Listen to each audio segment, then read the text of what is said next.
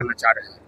हम तो यही कहेंगे कि हमारा क्षेत्र जो है, हम दो क्षेत्र के बीच में है, काशी अयोध्या दोनों के बीच में है। यह क्षेत्र ऐसा संतों की भूमि है, ब्राह्मणों की भूमि है, महात्माओं की भूमि है। इस क्षेत्र में जिनका जन्म कर्म हो गया है, उनका किसी अगर थोड़ा सा भी वो सावधानी बरत लें तो उस जीव का कल्याण हो जाता है। और बीच के उससे भी साथ साथ ये है कि हम लोग एक संत के आश्रम में, संत के सानिध्य में अपने जीवन को व्यतीत रहे हैं। संत महात्मा का मिलना ही एक तरह से दुर्लभ होता है। भागवत में लिखा है, न हमयान न तीर्थानि न देवा मृक्षिलामये ते पुनंत उर काले न दर्शना देव साधव महसंगस्त दुर्लभो अगम्यो अमोघश्च। संत महात्मा पुरुष का दर्शन ही दुर्लभ है। अगर वो किसी न किसी तरह से मिल जाता है तो जीव का कल्याण हो जाता है। क्योंकि हमारे साथ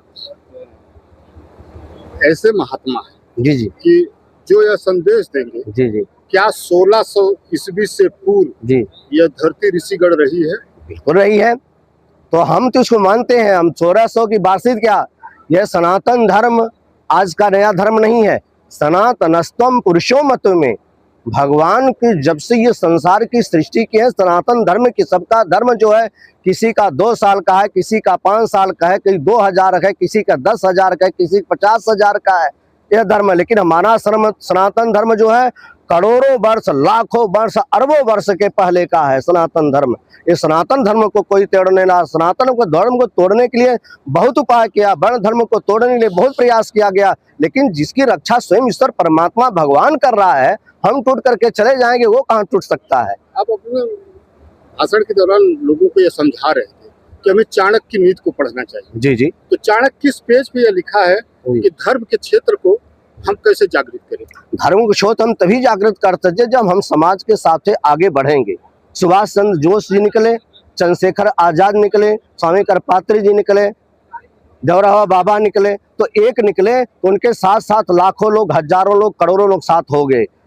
और उसका प्रभाव क्या था? केवल तप, केवल सत्य, केवल दान। और अगर इस तरह वो न त्याग न किए होते तो इस तरह कुछ नहीं होता। वो अपने जीवन में भोग में नहीं लिपटे, भोग को छोड़ दिए। समाज के में नहीं कि हम समाज में रह करें अपना काम करें। जो समाज को छोड़ देगा, भोज को छोड़ देगा, अपने खान पान रहन सहन को छोड़ दिया और सनातन धर्म टूट जाएगा, उसकी सभी लोग सेवा करेंगे और सभी लोग उसके पास से जाएंगे। ये तो समाज के रीढ़ हैं लोग। अगर वो लोग न रहेंगे तो समाज अधूरा हो जाता है। ये फौजदार सिंह का जो ये कार्यक्रम हुआ, फौजदार जी का आप क्या कहना चाहते हैं? इसको यही कहते हैं, फौजदार जी का जो आज का क्रम है बहुत ही सराहनीय है।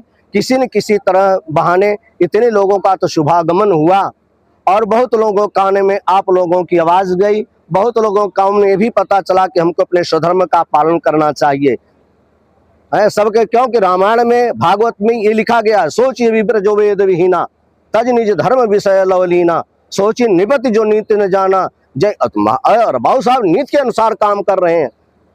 जैन प्रजा प्रिय पान समा, उनके हम ही लोग सारे प्रजा ही उनके बन करके रह रहे हैं। और वो तो में नहीं कहा जा सकता कि वो राजर्षि ही, साधारण नहीं कहा जाओ, वो राजर्षि है इस समय माना जाएगा, उनको राजर्षि कहा जाएगा। ऐसा नहीं कोई साधारण बाबू साहब है।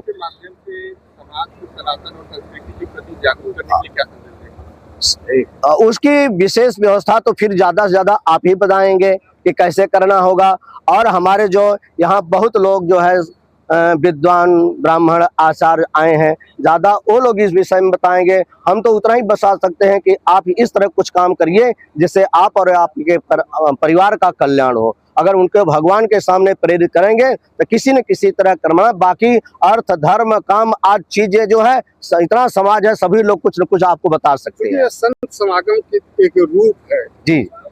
एक मेरे मन में शंका है जी जी, क्या यहाँ कलोरा कूटी पे प्रभु राम वास किए हैं?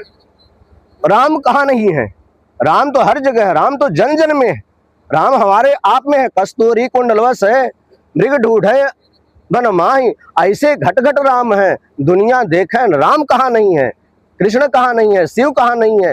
अरे हम वेद में पढ़ते हैं, वायु देवता, अग्नि देवता, सूर्यो देवता, तो हर जगह तो देवता ही है। मंच में आपको बीच में रोक रहा हूँ।